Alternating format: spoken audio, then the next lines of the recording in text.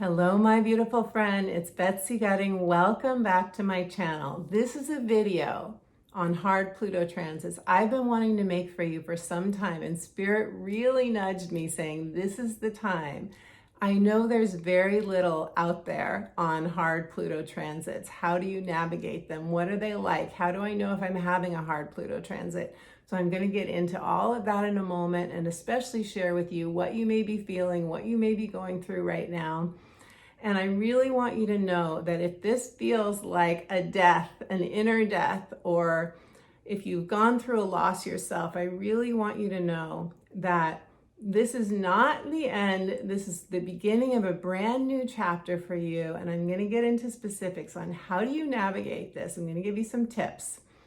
And what are the rewards? What can you come away with? I just went through my own Pluto transit, Pluto opposing my moon. I'm going to share that story with you because it's so important that we know that we're not in this alone. I can't tell you how many nights I scoured the internet for other people's stories on their hard Pluto transits, and there's not a lot out there. There really isn't. And so we need to hear each other's stories. It's very healing. Okay, so before I get into it, if you're new to me, I am an intuitive life coach. I've been coaching clients for over 20 years now. I am a psychic astrologer, and I love helping to empower you through difficult challenges in your life. I also love helping you create a new vision for the next chapter of your life and answering your heart's true calling. I will leave all the links below to my website, to my readings, etc. I invite you to check them out. Check out my book as well, The Magic of Saying Yes, Answering Your Heart's True Calling.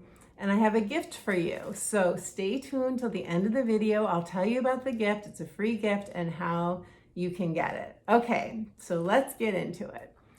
First of all, everyone wants to know, when will my Pluto transit be over? How long do they last? And there's not like a hardcore, this date to this date response, but unless we look at your chart, then I can tell you. But in general, a hard Pluto transit will last 2 years, and it may feel though that it's lasting more like 2.5 to 3 years because I give it an orb of a few degrees approaching your planet and a few degrees separating from your planet. So 2 years for sure, and maybe a little bit longer depending on how sensitive you are and how harsh the transit is feeling to you. Now, Pluto has been in Capricorn since 2008. Pluto will stay in Capricorn until March of 2023. So how do you know if you're having a Pluto transit during this Pluto and Capricorn time? If you have any personal planets in the cardinal signs, which would be Aries, Libra, Cancer, or Capricorn, Aries, Libra, Cancer, or Capricorn, if you have any personal planets in those signs, which would be your Sun, your Moon, Mercury, Venus, or Mars, Sun, Moon, Mercury, Venus, or Mars, then Pluto, sometime between 2008 and 2023, will have or will be transiting. It depends on the degrees of your planets. For those of you who have any of those planets in the cardinal signs between 25 and 29 degrees, you are either having right in the middle of a Pluto transit or will be in the next until 2023. So a hard Pluto transit I define as a conjunction, an opposition, or a square. So if Pluto is conjuncting, opposing, or squaring any of your personal planets, it's going to feel very personal to you. Now, it doesn't mean that you couldn't also be having a hard Pluto transit to your Saturn, your natal Saturn, or another planet. You could, the outer planets, but we tend to feel it much more personally, much more profoundly when it's a personal planet. Collectively, we've all been feeling Pluto. Okay, everyone, whether or not you have a personal planet in the cardinal signs, we've all been feeling Pluto. Pluto conjuncted Saturn and Pluto conjuncted Jupiter in 2020. Look at the massive changes we've had. Look how 2020 changed all of our lives significantly and in some ways permanently. This shows you the power of Pluto. Pluto, some key words for Pluto: power, powerlessness, where you feel helpless. It's a death and rebirth process. It transforms you. Pluto usually brings a loss, a perceived loss, definitely fear of loss. Pluto, though, regenerates. Whatever you lose during a Pluto transit comes back to you in another form. You are regenerated. You are the phoenix rising from the ashes. Pluto strengthens you like no other transit. You come out of a Pluto transit feeling so much more comfortable in your own skin, so much more confident, so much more like, well, if I could get through that, I can get through anything. So those are some of the gifts that you're going to get from your Pluto transit. Now, I want to talk with you about the Pluto moon transit specifically, because this is one that feels more personal than any other transit. If I haven't mentioned it already, I've been through 10 challenging Pluto transits so far in my lifetime, and my Pluto moon transit was by far the most difficult of anything that I've ever been through. And so I want to talk about the Pluto moon transit. Now, if you are going through a different Pluto transit, like Pluto conjuncting your sun, or Pluto, opposing your Mars or something like that, some of the things I have to say may still be helpful to you. The moon in astrology is connected to the mother. It's connected to nurturing women in your life or figures in your life. It's connected to family, to home. It is associated with the 4th house in astrology, your inner self. So during a Pluto moon transit, we often have past life trauma or childhood trauma surfacing to be healed. The moon represents our emotional needs, and this is so significant because during a Pluto moon transit is when you realize what emotional needs you have that are not being met, and how you learn how to meet them during a Pluto moon transit.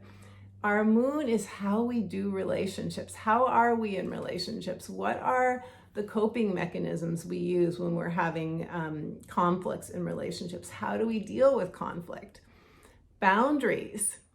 So these are some of the things that often come up during a Pluto moon transit. If you're having a Pluto moon transit, what you want to look at is, first of all, which house is Pluto transiting in your chart? Number 1. Number 2, which house is your natal Pluto in? And number 3, which house is your natal moon in? And I'll give you an example. So Pluto is transiting right now my 7th house of partnerships, of relationships, of any significant key people with whom I have some sort of commitment. My natal Pluto is in my 3rd house, which is associated with communication and siblings. And my natal moon is in my 1st house, which is connected to my identity, my sense of status, my sense of self, as well as my appearance. So I'm going to tell you what went on during my moon Pluto transit, and you may see some similarities. And then I'm going to share with you how I moved through it and give you some tips at the end of this video on how to move through a Pluto transit. Okay, so the first thing that happened to me during my Pluto moon transit is I was in a very toxic work situation, a situation that involved favoritism, it involved power plays, it involved just feeling very powerless at times with regard to the higher ups, let's say, in my workplace. I lost a lot of sleep during that time. I think for about 6 months, I barely slept. I started having health issues. I felt very trapped there. I knew on a deep level that it was no longer the place for me, but I didn't feel ready to leave, mostly for financial reasons, but also because I really enjoyed my coworkers and they gave me a sense of family. So one of the things that's really common in a Pluto transit is that even though something is happening that's feeling very toxic to you, you don't feel like you have the power necessarily to change it, or you might do everything you can to make a change in that particular environment. Let's say it's a work environment. And by the way, Capricorn is tied to work. And so often during a Capricorn Pluto transit, we will have a situation with regard to work or career. But you may try to make changes in your work, for example, or in a relationship, and just feel that they're just falling on deaf ears. No one's really paying attention. You're requesting things and your requests are being denied. You just kind of may feel invisible and may just feel like you're not having the impact that you want to have. The other thing I experienced in my work situation was a shock to my system, a power play that was made toward me that absolutely was like, this can't be happening. I can't believe this is happening. It really threw me. I really felt like, oh my gosh, this is so wrong. This is so unprofessional on the part of the person that this happened with. It was a real turning point for me. That was when I really got it. Something really came into my head that said, you need to leave this work situation. This is a loud and clear wake-up call that this has expired. This is over for you. And I did end up leaving the work situation within several months after that happened. The second thing that happened to me was, and this is connected to my moon in the first house, my appearance. I was diagnosed with skin cancer, melanoma, which is the deadliest form of skin cancer, right here on my face under my eye. It was about 1/8 of an inch away from my eye. So you can imagine when I found out I was going to have it removed and have plastic surgery, and after, looking way too much at like really bad images of botched surgeries online, which I never should have done, but hey, very human of me.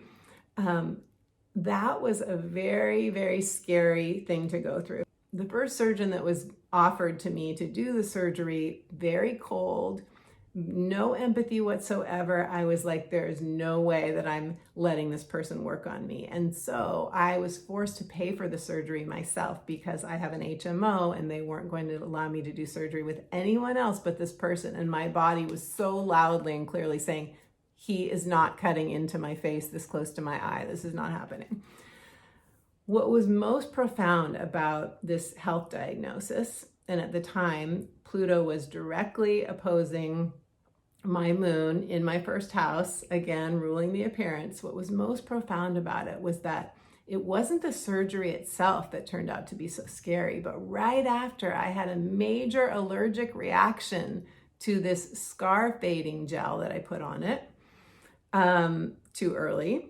And I had a major allergic reaction that lasted over a year. I couldn't put anything on it. It was completely dried out.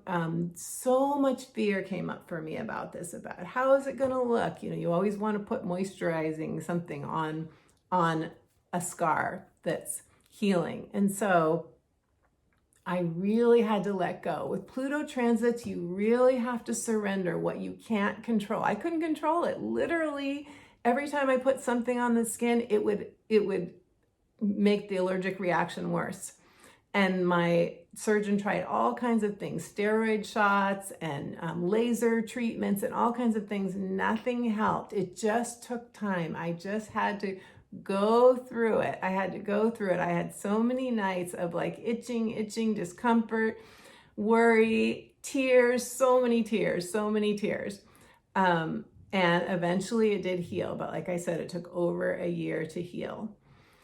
I also had situations in my home life. I'm telling you, this Pluto moon transit affected every area of my life. I had a very loud neighbor who lived next door to me, sharing a common wall on two sides with me. Lots of noise, nothing I could do anything about. I tried to set boundaries. I tried to let her know that I could hear everything going on with her and her daughter next door and all the kids that came over to play. And I love kids, by the way, but there was no place for me to go in my apartment where I could escape the noise. There was literally no place. I wasn't able to take naps during the weekends. I had to leave my house constantly because of the constant tantrums that were going on next door. It was crazy making. I'm telling you, it was so crazy making. This went on for probably a good year and a half. And when Pluto finally made its last pass on my moon, the last one, that's when she moved out and a new, much quieter neighbor moved in, and it's been peaceful in my home ever since. I also had issues with my landlord. I had to set clear boundaries with my landlord. I had to overcome my fear that if I set a really clear boundary with him, that he would potentially tell me I had to move out because I'm on a month-to-month lease. And I love my apartment. I don't want to leave. I can walk to the beach from here. I love it. But I really had to move through this fear of, if I ask for too much, if I'm too demanding, he may decide that, I'm not the tenant for him. Finally, I dealt with issues with my siblings because I have Pluto in my 3rd house natally, and that rules siblings. And I went through what I perceived to be a sibling betrayal. It was probably the hardest thing of all the things I went through in my Pluto moon transit. And it involved finances. It involved my mom's estate when I was the executor of her estate. My mom also passed during my Pluto transit. And in some ways, it was incredibly freeing because as much as I adore my mom and was very close to her, and we have such a deep connection now as she's on the other side, but as much as all of that was true, she was very unhappy and she did not like living where she lived. And I could feel that she wanted to leave her body, but it took a long time for her to let go. And so she finally let go, and I was so happy for her when she let go. And finally, the very last thing is I had a passionate romance that lasted a very short period of time. It was someone who was really emotionally unavailable, and I really had to let go of past childhood trauma, father issues, let's say. So those are the things I went through during my Pluto moon transit. And here are some of the themes that you may recognize in whatever you're experiencing right now. Intense emotions, something that happens that is so shocking you can't believe it's happening. A toxic situation, whether it's a relationship, whether it's something at work, whether it's something in your home, whether it's something in your immediate family or family of origin, something that feels very toxic to you. Betrayal, abandonment, shame coming up, a significant loss in your life. Not all the time by any means do you have a death of someone close to you during a Pluto moon transit, but it can happen. Moon represents the mother, and for me, as I said, it was the loss of my mom, but not always. I don't want to scare you, and I don't want you to be afraid that you are going to have a loss of someone in your life, because often it's a death that's happening to a part of ourselves. It's a death and rebirth process. And it's an inner death. Powerlessness, feeling trapped, feeling that no matter what you do, you don't have options. You just have to kind of accept. You have to accept what is, and that can be very painful. Power struggles, power imbalances, authority, issues with someone in authority who you feel has power over you. You may feel super sensitive in your emotions right now, super sensitive to other people's emotions, very angry, like lots of anger coming up is another symptom of a hard Pluto transit. You could be feeling bullied, you could be feeling emotionally manipulated, your sleep could be affected, your health, and you could feel like, what happened to all my friends? Where did all my friends go? You could feel lonely. You could feel like, I feel so isolated. I went through my Pluto moon transit. The deepest part of it was 2020, when everyone flew the coop. Everyone was social distancing. My closest friends were like, sorry, I wish I could hug you, but I'm not hugging. And I was like, it was so challenging. So you may feel very alone. You may feel like you've regressed. You may feel like I'm never going to, I don't even know how I'm going to make a living. You may feel like I don't have any mojo. When am I going to get my mojo back? When am I going to get my career going again? Something may be bubbling up inside of you to do, but you may feel like I just don't have the courage or the confidence to do it. So I want you to know that all of this is part of the cocooning process, the death and rebirth process. You are in the birth canal when you are in a hard Pluto transit. It is dark. It's a dark night of the soul. You can't see when you're in it how you're going to get through it, but you will. And I'm going to give you some examples of things that I learned really quickly here so that you know that this is turning you into a brand new person. Brand new person. Okay. Number one, I learned discernment in my relationships. I learned to see where I was being a pleaser. I learned to see where I wasn't setting clear boundaries, where I wasn't communicating my needs clearly enough. I also learned to see where there were people that just honestly weren't going to change. They weren't going to change their behavior regardless of which boundaries I set. And so I needed to not be in their energy field anymore, not be, playing with those people anymore. I learned to speak up. I learned to advocate for myself. I learned that you always have options. Even when you feel like you have no options, you have to look at your fears. What am I afraid of? What am I afraid of with option A, B, and C? Maybe there's another option, but I have to move through my fears first. Get support. You need support during a Pluto transit. It is non-negotiable. You have to have support during a hard Pluto transit, because there is stuff coming up from childhood or past life wounding that was hidden before this. I learned that a lot of it was related to my father passing when I was just 16, and the trauma of losing a parent, especially my father, the breadwinner, the sole supporter of our family, the trauma of that to my sense of safety and security. So I had to work through yet another layer of that. I'd already done so much healing on that, but that is really strongly what came up during my Pluto moon transit.